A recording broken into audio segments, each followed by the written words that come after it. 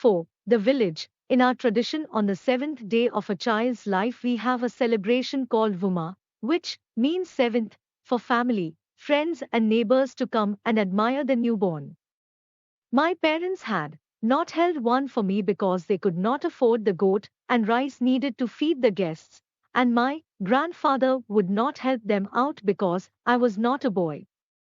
When my brothers came along and Baba wanted to pay, my father refused as he hadn't done this for me.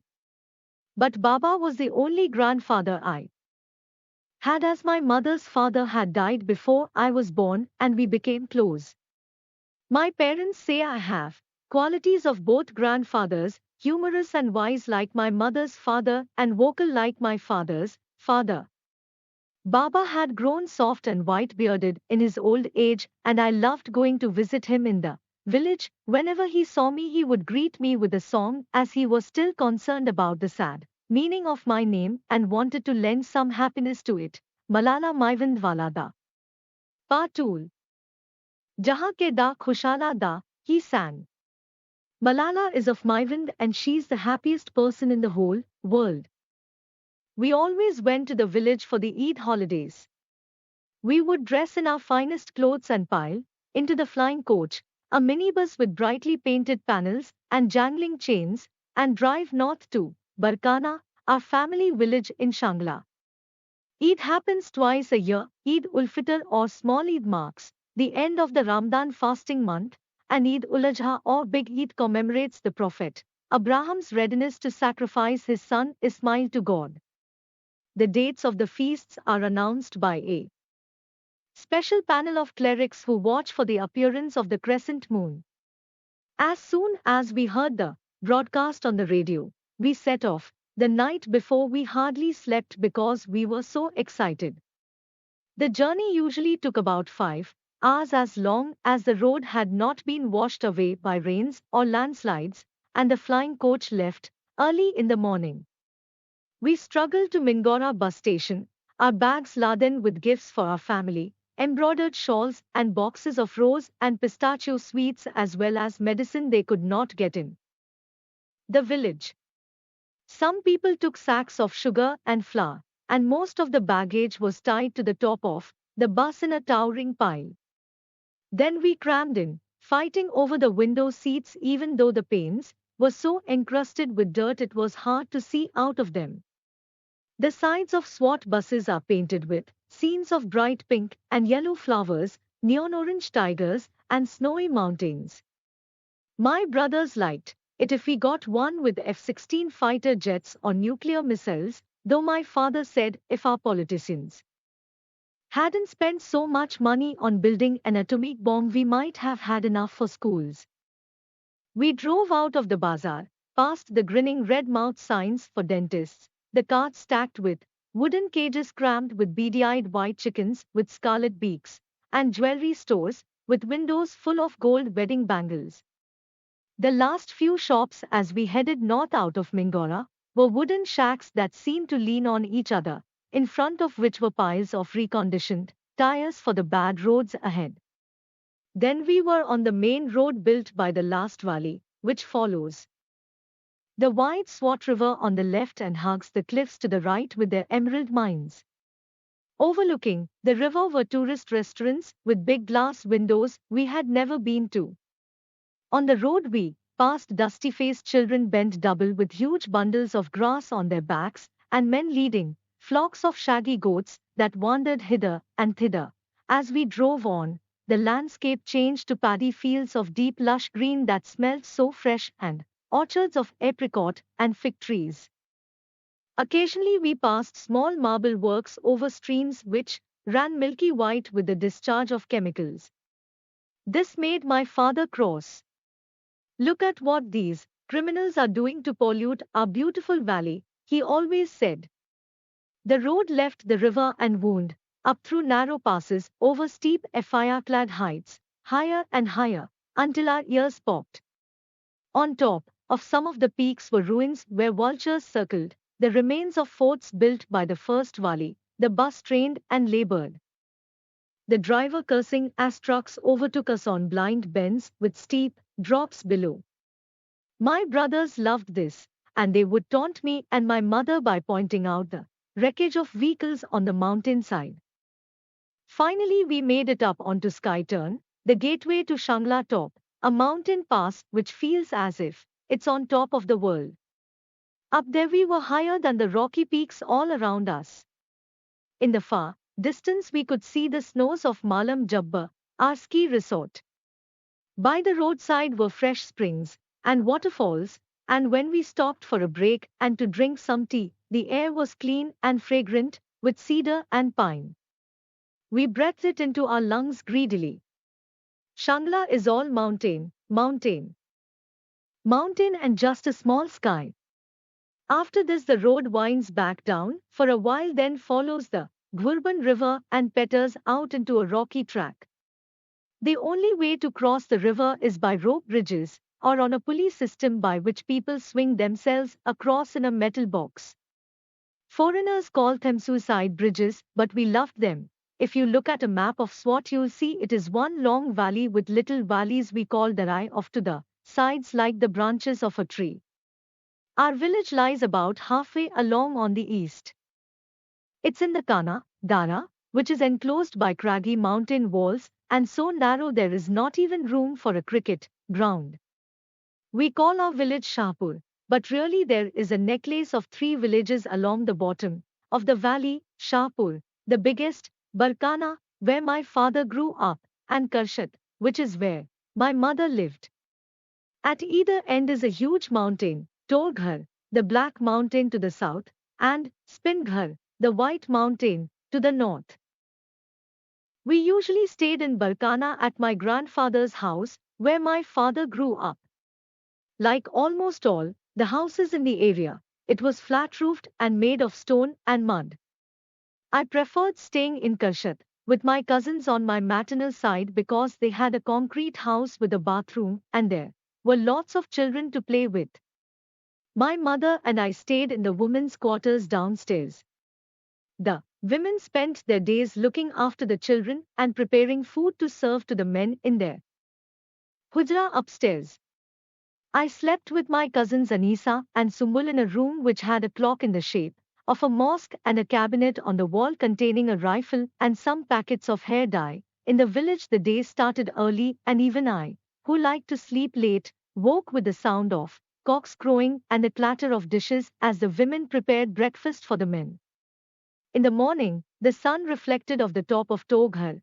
When we got up for the Fajr prayers, the first of our 5 daily prayers, we would look left and see the golden peak of Spinghar lit with the first rays of the sun like a white lady wearing a Jumar tika, a gold chain on her forehead. Often rain would then come to wash everything clean, and the clouds would linger on the green terraces of the hills where people grew radishes and walnut trees. Dotted around were hives of bees. I loved the gloopy honey, which we ate with walnuts. Down on the river at the Karshat end were water buffaloes. There was also a shed with a wooden waterwheel providing power to turn huge millstones to grind wheat and mash into flour, which young boys would then pour into sacks. Next to that was a smaller shed containing a panel with a confusion of wires sprouting from it. The village received no electricity from the government, so many villagers got their power from these makeshift hydroelectric projects. As the day went on and the sun climbed higher in the sky, more and more of the white mountain would be bathed in golden sun. Then as evening came, it fell in shadow as the sun moved up the black mountain. We timed our prayers by the shadow on the mountains.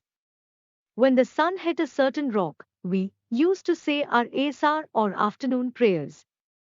Then in the evening, when the white peak of Spinghar was even more beautiful than in the morning, we said the Makkam or evening prayers. You could see the white mountain from everywhere, and my father told me he used to think of it as a symbol of peace for our land, a white flag at the end of our valley. When he was a child, he thought this small valley was the entire world and that if anyone went beyond the point where either mountain kissed the sky, they would fall off. Though I had been born in a city, I shared my father's love of nature. I loved the rich soil, the greenness of the plants, the crops, the buffaloes, and the yellow butterflies that fluttered about me as I walked. The village was very poor, but when we arrived, our extended family would lay on a big feast. There would be bowls of chicken, rice, local spinach, and spicy mutton, all cooked over the fire by the women, followed by plates of crunchy apples, slices of yellow cake, and a big kettle of milky tea. None of the children had toys or books. The boys played cricket in a gully, and even the ball was made from plastic bags tied together with elastic bands. The village was a forgotten place. Water was carried from the spring. The few concrete houses had been built by families whose sons or fathers had gone south to work in the mines or to the Gulf, from where they sent money home. There are 40 million of us Pashtuns, of which 10 million live outside our homeland. My father said it was sad that they could never return as they needed to keep working to maintain their family's new lifestyle. There were many families with no men. They would visit only once a year, and usually a new baby would arrive 9 months later. Scattered up and down the hills, there were houses made of wattle and dough, like my grandfather's, and these often collapsed when there were floods. Children sometimes froze to death in winter. There was no hospital. Only Shahpur had a clinic, and if anyone fell ill in the other villages, they had to be carried there by their relatives on a wooden frame, which we jokingly called the Shangla ambulance. If it was anything serious, they would have to make the long bus journey to Mingora unless they were lucky enough to know someone with a car. Usually, politicians only visited during election time, promising roads, electricity, clean water, and schools, and giving money and generators to influential local people we call stakeholders, who would instruct their communities on how to vote. Of course, this only applied to the men. Women in our area don't vote. Then they disappeared off to Islamabad if they were elected to the National Assembly or Peshawar for the Provincial Assembly. And we'd hear no more of them or their promises. My cousins made fun of me for my city ways. I did not like going barefoot. I read books and I had a different accent and used slang expressions from Mingora. My clothes were often from shops and not homemade like theirs. My relatives would ask me, "Would you like to cook chicken for us?" And I'd say, "No, the chicken is innocent. We should not kill her." They thought I was modern because I came from town. They did not realize people from Islamabad or even Peshawar would think me very backward. Sometimes we went up to the mountains and sometimes down to the river on family trips. It was a big stream, too deep and fast to cross when the snows melted in summer. The boys would fish using earthworms threaded like beads on a string hanging from a long stick. Some of them whistled, believing this would attract the fish. They weren't particularly tasty fish. Their mouths were very rough and horny. We called them chakwati. Sometimes a group of girls would go down to the river for a picnic with pots of rice and sherbet. Our favorite game was weddings. We would get into two groups, each supposed to be a family, then each family would have to betroth a girl so we could perform a marriage ceremony. Everyone wanted me in their family as I was from Mingora and modern. The most beautiful girl was Tanjela, and we often gave her to the other group so we could then have her as our bride. The most important part of the mock wedding was jewelry. We took earrings, bangles, and necklaces to decorate the bride, singing Bollywood songs as we worked. Then we would put makeup on her face that we'd taken from our mothers, dip her hands in hot limestone and soda to make them white, and paint her nails red with henna. Once she was ready, the bride would start crying and we would stroke her hair and try to convince her not to worry. Marriage is part of life, we said. Be kind to your mother-in-law and father-in-law so they treat you well. Take care of your husband and be happy. Occasionally there would be real weddings with big feasts which went on for days and left the family bankrupt or in debt. The brides would wear exquisite clothes and be draped in gold, necklaces, and bangles given by both sides of the family. I read that Benazir Bhutto insisted on wearing glass bangles at her wedding to set an example, but the tradition of adorning the bride still continued. Sometimes a plywood coffin would be brought back from one of the mines. The women would gather at the house of the dead man's wife or mother, and a terrible wailing would start and echo round the valley, which made my skin crawl. At night, the village was very dark with just oil lamps twinkling in houses on the hills. None of the older women had any education, but they all told stories and recited what we call tepi, Pashto, couplets. My grandmother was particularly good at them. They were usually about love or being a Pashtun. No Pashtun leaves his land of his own sweet will, she would say. Either he leaves from poverty or he leaves for love. Our aunt scared us with ghost stories, like the one about Shalgwate, the 20-fingered man, who they warned would sleep in our beds. We would cry in terror, though in fact Tasto and finger in Pashto is the same, we were all 20-fingered, but we didn't realize.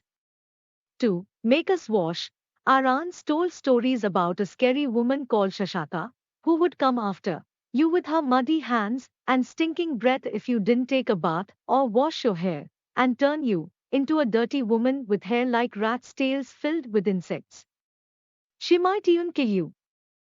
In the winter, when parents didn't want their children to stay outside in the snow, they would tell the story about the lion or tiger which must always make the first step in the snow. Only when the lion or tiger has left their footprint were we allowed to go outside. As we got older, the village began to seem boring. The only television was in the hujra of one of the wealthier families, and no one had a computer. Women in the village hid their faces whenever they left their parda quarters and could not meet or speak to men who were not their close relatives. I wore more fashionable clothes and didn't cover my face even when I became a teenager. One of my male cousins was angry and asked my father, "Why isn't she covered?" He replied, "She's my daughter. Look after your own affairs." But some of the family thought people would gossip about us and say we were not properly following Pashtunwali. I am very proud to be a Pashtun, but sometimes I think our code of conduct has a lot to answer for, particularly where the treatment of women is concerned. A woman named Shahida who worked for Usand had three small daughters, told me that when she was only 10 years old her father had sold her to an old man who already had a wife but wanted a younger one. When girls disappeared, it was notorious because they had been married off. There was a beautiful 15-year-old girl called Seema. Everyone knew she was in love with a boy.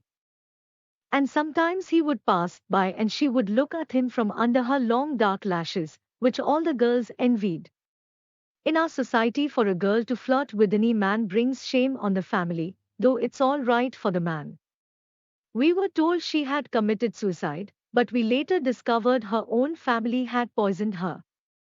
We have a custom called swara by which a girl can be given to another tribe to resolve a feud. It is officially banned but still continues. In our village there was a widow called Soraya who married Oidoa from another clan which had a feud with her family. Nobody can marry a widow without the permission of her family. When Soraya's family found out about the union, they were furious. They threatened the widower's family until a zirga was called of village elders to resolve the dispute. The zirga decided that the widower's family should be punished by handing over their most beautiful girl to be married to the least eligible man of the rival clan. The boy was a good for nothing, so poor Thatte girl's father had to pay all their expenses. Why should a girl's life be ruined to settle a dispute she had nothing to do with? When I complained about these things to my father, he told me that life was harder for women in Afghanistan.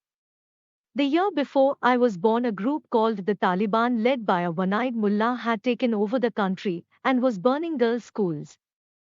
They were forcing men to grow beards as long as a lantern and women to wear burqas. Wearing a burqa is like walking inside big fabric shuttlecock with only a grill to see through, and on hot days it's like an oven. At least I didn't have to wear one. He said that the Taliban had even banned women from laughing out loud or wearing white shoes, as white was a color that belonged to men. Women were being locked up and beaten just for wearing nail varnish. I shivered when he told me such things. I read my books like Anna Karenina and the novels of Jane Austen and trusted in my father's words, Malala is free as a bird. When I heard stories of the atrocities in Afghanistan, I felt proud to be in SWAT. Here a girl can go to school, I used to say. But the Taliban were just around the corner and were Pashtuns like us. For me, the valley was a sunny place and I couldn't see the clouds gathering behind the mountains. My father used to say, I will protect your freedom, Malala. Carry on with your dreams. So, this is part 4. Part 5 is in next video. Thank you for watching this video. For more videos, please subscribe to the channel and do comment and like.